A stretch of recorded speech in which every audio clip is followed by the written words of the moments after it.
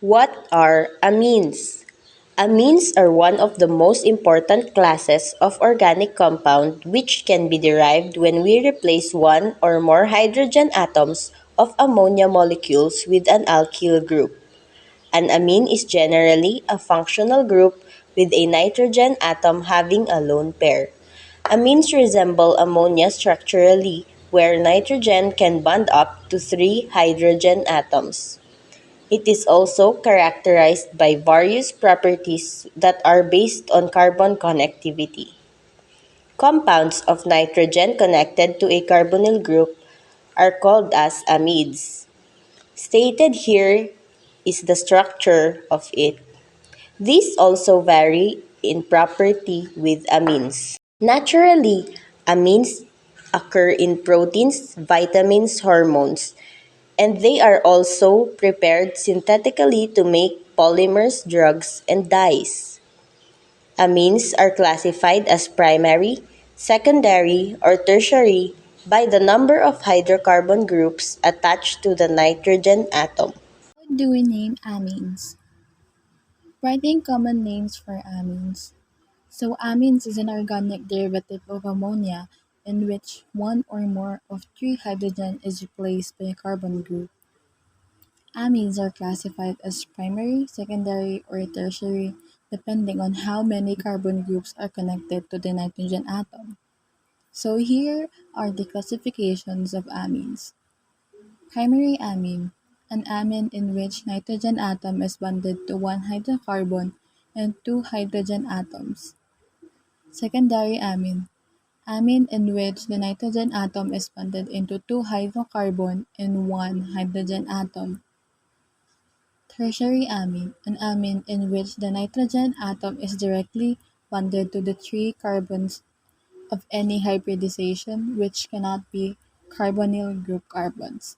So, this slide you can see the three classification of the amines. Writing common names of amines.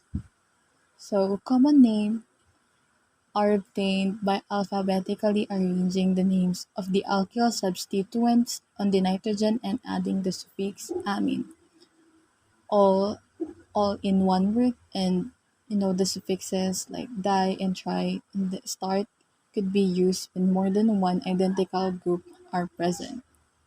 So here are some of the examples.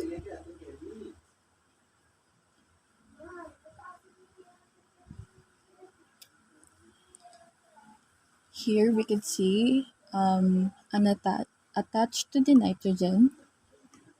Attached to the nitrogen, we have hydrogen and two methyl groups. This is methyl and this is also methyl. So how can we name this amine? So we have two methyl groups and now we say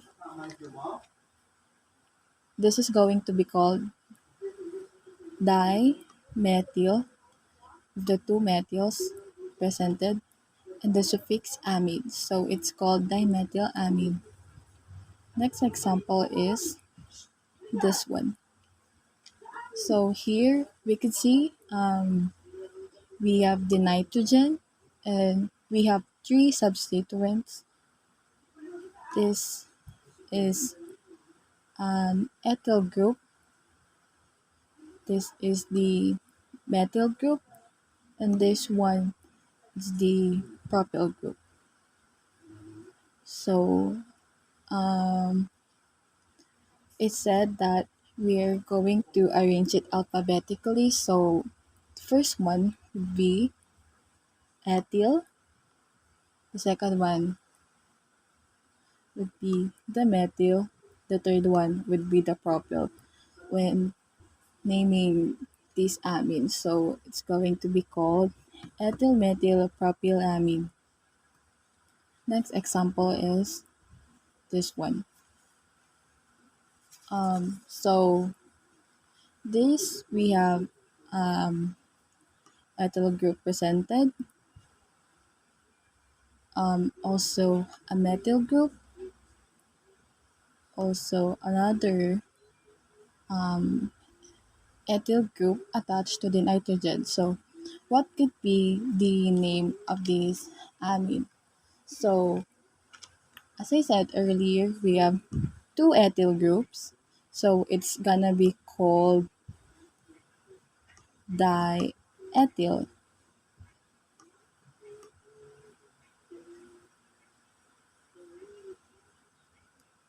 diethyl, and we only have one methyl group. So now we both have different substituents, so we need to put this in an alphabetical order. So as we know, E comes before M. We need to so on this part we need to like don't mind this diethyl. So E comes before M, so this is gonna be called diethyl ethylamine. The last example is this. So on the left side, we have the propyl group, and on the right side, we have an ethyl group, and at the top, we have a methyl group. So how could we put this together? So we know that ethyl comes before methyl,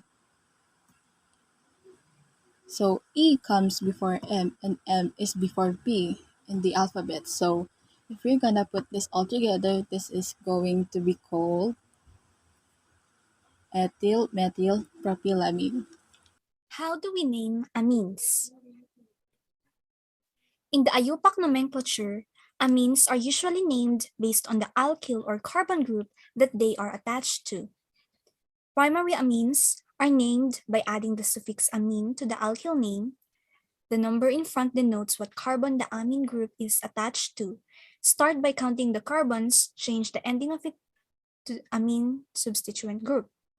For secondary and tertiary amines, there will be additional alkyl groups attached to the nitrogen. These are listed in alphabetical order with other substituents from the alkyl chain. Numbers denote side chains from the alkyl group, whereas the prefix N denotes a substituent from the nitrogen atom.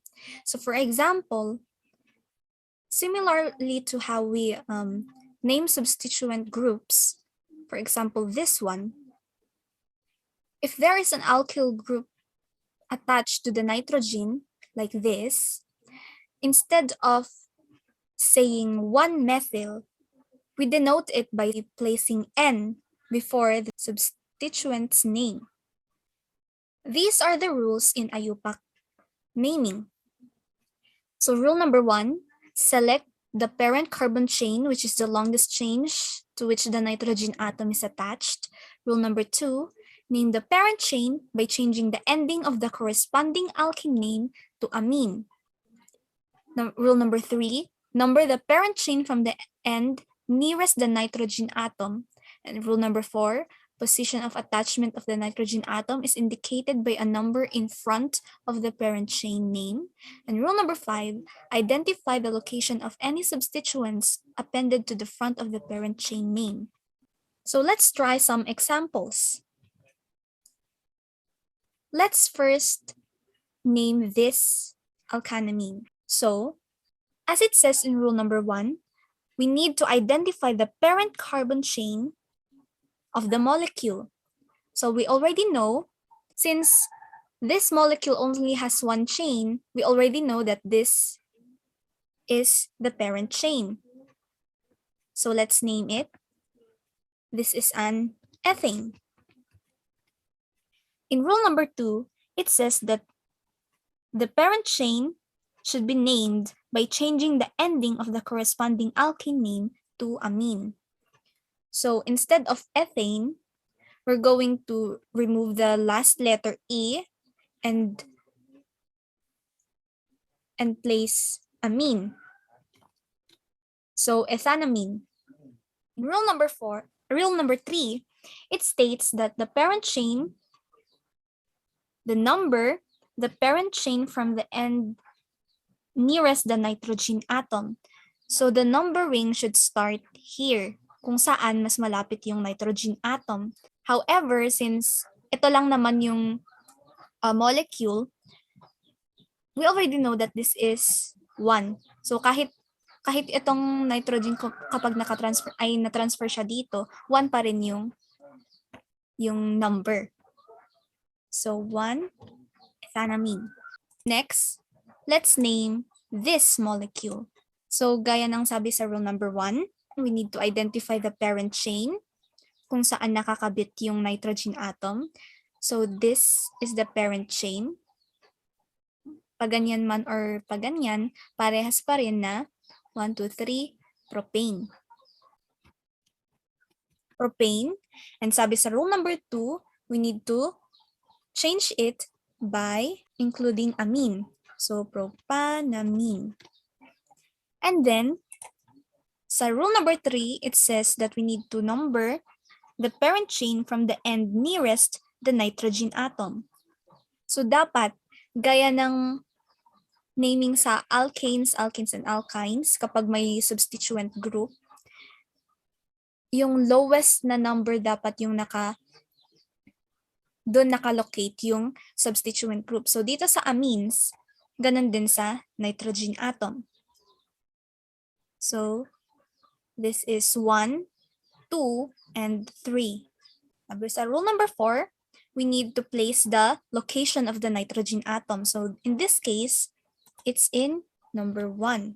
In rule number 5, identify the location of any substituents appended to the front of the parent chain name. So, dito, may methyl group na naka-attach sa parent chain. So, we need to include this. The location of the substituent group is in number 2. And the name of the group is methyl. So, 2-methyl-1-propanamine ang name ng molecule na to. Next example. So, rule number 1. We need to identify the parent chain. So, dito, hindi naman pwedeng ito kasi dalawang carbon lang. Ito isang carbon lang. 1, 2, 3. Tatlong carbon. So, this is the parent chain. That is propane. And then change E to amine.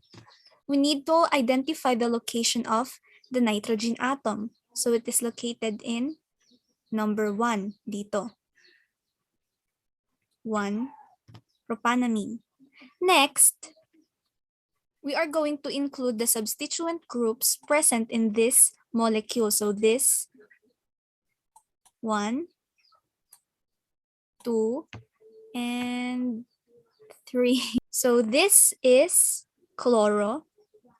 So parehas lang din yung rules sa naming ng alkanes, and alkynes kapag may halogens na naka-attach sa group. This is 3-chloro. 3-chloro. And then ito, dalawang carbon, this is ethyl. And it is attached to the nitrogen atom, so it is N-ethyl. And ito, this is a methyl group, so this will be N-methyl. So let's continue yung name. That's 1-propanamine. And then we need to arrange the substituent groups in alphabetical order. So since C is first, lalagay natin dito na 3-chloro. And then next is letter E. So N-ethyl. And then lastly, yung methyl, that is N-methyl. So this is the name of this molecule. Next, we are going to name this particular molecule. So this is a cycloalkanamine. Parehas lang din yung mga rules ng in naming alkanamines. although may ibang changes lang. So, in naming this, we're going to count yung kung ilang carbons yung present dito sa ring. So 1, 2, 3, 4, 5, 6. That's cyclohexanamine. So we should not forget the cyclo. And then, hindi na natin kailangan ilagay kung saan nakalocate yung nitrogen atom kasi kung saan nakalocate yung nitrogen atom, doon na magsa-start yung numbering. So dito yung 1. We're going to identify yung mga substituent groups na naka-attach sa molecule. This is a methyl group. So naka-attach siya sa nitrogen atom. So it should be called N-methyl. And then ito, ethyl group siya. So we're going to count from here. 1, 2, 3, 4. So that is a 4-ethyl group. And then, i-insert natin siya dito. So, that's a cyclohexanamine. And then, we're going to arrange the substituent groups in alphabetical order. So, mauuna yung ethyl. That is 4-ethyl. And then yung methyl group. N-methyl. So that's the name of this molecule. Ay, tatanggalin pala natin itong dash dito kasi walang parehas naman na letter. For the physical properties of amine, lower aliphatic amines, the derivatives of ammonia with 1, 2, or all 3 of the hydrogen atoms replaced by alkyl groups of 5 carbons or less, are naturally gaseous and have a fishy odor. So, amines with higher alkyl groups, it is known as fatty amines. These fatty amines are characterized by aliphatic alkyl groups. We have alkyl, aryl, aliphatic, and aromatic compounds. So this aliphatic alkyl group, it is a side group consisting of carbon and hydrogen atoms only that doesn't have an aromatic ring, which cause the hydrophobic character. Hydrophobic means water-fearing and the water insoluble characteristic of fatty amines. Primary amines at usual temperatures can be solid or liquid, depending on the number of carbons they have. Primary amines with 3 or 4 carbon atoms are liquids, while those with more are solids. Well, amines are classified into 4 categories, namely primary, secondary, tertiary, and cyclic. When one of the 3 hydrogen atoms is replaced by an alkyl or aryl group, the amine is primary. So, pag dalawa naman, 2 out of 3 hydrogen atoms, we get secondary amine. And then kapag 3 out of 3 hydrogen atoms are replaced, they are tertiary. But only secondary and tertiary amines can be cyclic. So, primary amines with 3 or 4 carbon atoms are liquid at room temperature, whereas higher ones are solids. Lower aliphatic amines are water-soluble because they have lower molecular mass and can form hydrogen bonds with a water molecule. Primary, secondary, and tertiary amines can all form hydrogen bonds with water, and low molecular weight amines are generally water-soluble. However, the solubility decreases if the molar mass of amines increases, which also increases the size of the hydrophobic alkyl part. As a result, higher amines are water-insoluble. I think this is common sense already. Siyempre, pag nag-increase yung isa, mag-i-increase din isa. It is proportion. So, increasing the size of hydrophobic alkyl part, siyempre, it will increase the molar mass of amines. So, pag nag-increase yung mass, given na slower yung pag-dissolve, usually results in a decrease in its solubility in water. Hence, higher amines are insoluble in water. Amines are easily dissolved in organic solvents such as alcohol, benzene, and ether. Alcohols have a higher polarity than amines, resulting in stronger intermolecular hydrogen bonding. Primary amines have higher boiling points than secondary amines, and tertiary amines have lower boiling points than secondary amines.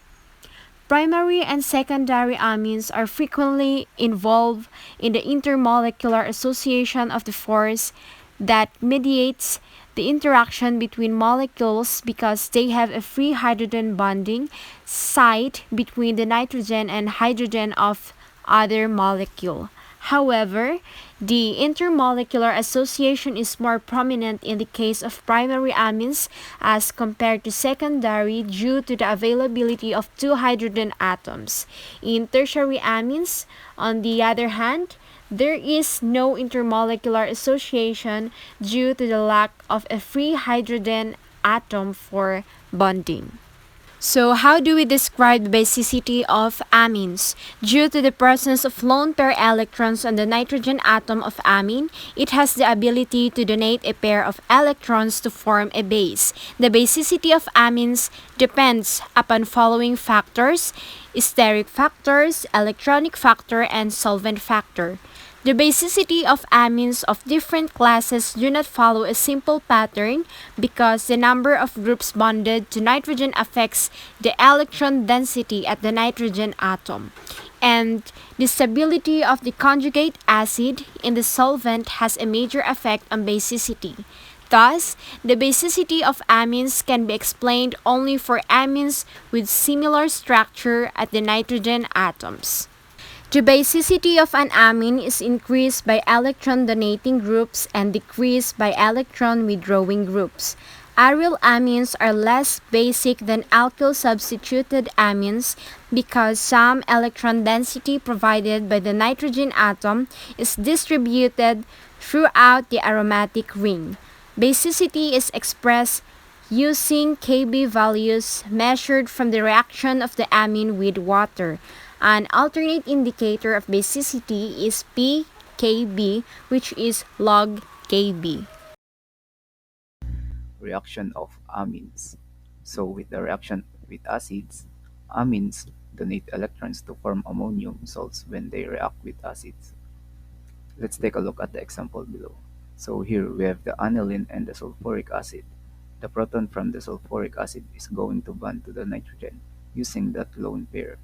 So the acid donates the proton, the base accepts the proton, and we end up with anilinium acid sulfate. With the reaction with acid halides react with amine to form substituted amides. Here we have the propanyl chloride react with methylamine and form a methyl propanamide. So here's another example of reaction with acid halides.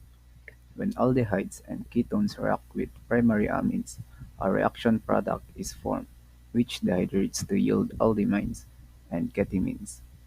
Below, we have the dimethyl ketone react with the ethanamine and forms a carbinolamine which dehydrates to yield ethylacetonimine. Here's another example with secondary amine. If you react secondary amines with aldehydes or ketones, enamines form.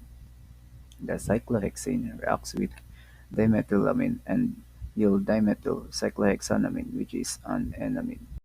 Next is the Heinsberg test. The Heinsberg test is based on sulfonamide formation and can distinguish between primary, secondary, and tertiary amines.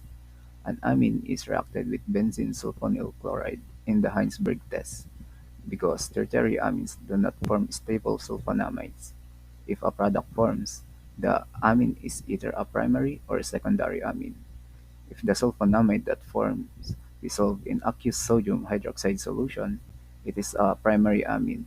If the sulfonamide is insoluble in aqueous sodium hydroxide, it is a secondary amine. The sulfonamide of a primary amine is soluble in an aqueous base because it still possesses an acidic hydrogen on the nitrogen, which can be lost to form a sodium salt. So basically, Heinsberg test is a chemical reaction to distinguish primary, secondary, and tertiary amines. So here's an example. For primary amine, there are two hydrogens. The first hydrogen will react to chlorine to form hydrochloric acid, and another hydrogen, which is an acidic hydrogen because it's attached to the nitrogen, will react to sodium hydroxide. When hydrogen reacts with sodium hydroxide, it will form an ionic bond. Thus, the product will be water-soluble.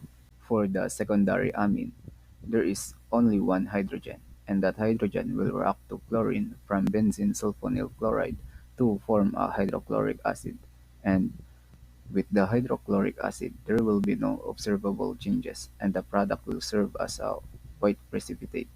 And white precipitate does not dissolve in sodium hydroxide because there is no acidic hydrogen that is attached to the nitrogen.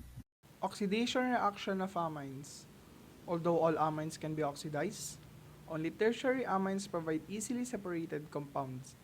The creation of an amine oxide results from the oxidation of a tertiary amine. Aryl amines tend to be easily oxidized with oxidation occurring on the amine group as well as in the ring. Amines can burn in the air, producing water, carbon dioxide, and either nitrogen or its oxides. Milder oxidation using reagents such as sodium hypochlorite can remove 4 hydrogen atoms from primary amines to form nitriles, and oxidation with reagents such as manganese oxide can remove 2 hydrogen atoms from secondary amines to form amines. Tertiary amines can be oxidized to N-amines by a variety of reagents. Hydrogen peroxide and peroxy acids generally add an oxygen atom to the nitrogen of amines. With primary amines, this step is normally followed by further oxidation, leading to nitroso compound. Reactions of amines with nitrous acid. Nitrous acid is unstable and must be prepared in the reaction solution by mixing sodium nitrite with acid. Take note that nitrous acid is extremely reactive and must be prepared in situ. It can be created by adding sodium nitrite and hydrogen chloride. Nitrous acid decays really fast, and after decaying, it turns into H2O, NO+, and Cl negative, in which H2O stands for water, NO+, into nitrosonium ion, and Cl negative into chlorine. When primary amines combine with nitrous acid, they form a diazonium salt, which degrades into a carbocation ion capable of reacting with any nucleophile in solution. As a result of mixing primary amines with nitrous acid, a combination of alcohol, alkenes, and alkyl halides is formed.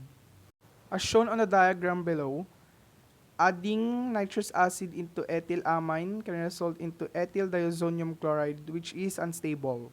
Primary aromatic amines form stable diazonium salts at 0 degrees. Adding nitrous acid into aniline can result to benzene diazonium chloride. Secondary aliphatic and aromatic amines from nitrosoamine with nitrous acid. Adding nitrous acid into dimethylamine can result to N-nitroso dimethylamine. Same can be said with the other example. Adding nitrous acid into N-methyl-aniline can result into N-nitroso N-methyl-aniline. Next is the tertiary amines. Tertiary amines react with nitrous acid to form N-nitroso-ammonium compounds. Reactions of amines with aromatic diazonium salts. Let's start with the properties of diazonium salts. Diazonium salts are ionic in nature and are also water soluble. Aryl diazonium salts are colorless crystalline solids. Diazonium salts of aromatic amines are very useful as intermediates to other compounds because aromatic diazonium salts are only stable at very low temperatures, ranging from 0 degrees and below. Warming these salts initiates decomposition into highly reactive cations. These cations can react with any anion present in solution to form a variety of compounds. Diazonium salts of aromatic amines are more stable than those of aliphatic amines due to dispersal of the positive charge of benzene ring as a result of resonance. So, what is the importance of diazonium salt? Diazonium compounds are standard reagents used in organic compound synthesis, especially of aryl derivatives. Diazonium salts are sensitive to light and break down under ultraviolet or violet light nearby. Pharmaceutical significance of amines. Amines are largely used in pharmaceutical industry wherein it is frequently used in painkillers such as morphine and demerol. Morphine and demerol are amine-based drugs that used as analgesics. It is also used as solvents for antihistamine, which are used in Benadryl syrups. Epinephrine or adrenaline and Novocaine are local anesthetic drugs which are weak bases, and alkalic pH that increases their ability to penetrate lipophilic barriers and cell membranes. Amines are important sources of amino acids which regulate the vitamin levels in our bodies. Amines involve in the creation of amino acids, which it is the building blocks of proteins. Amines are useful stimulants for neurotransmitters like serotonin for our bodies.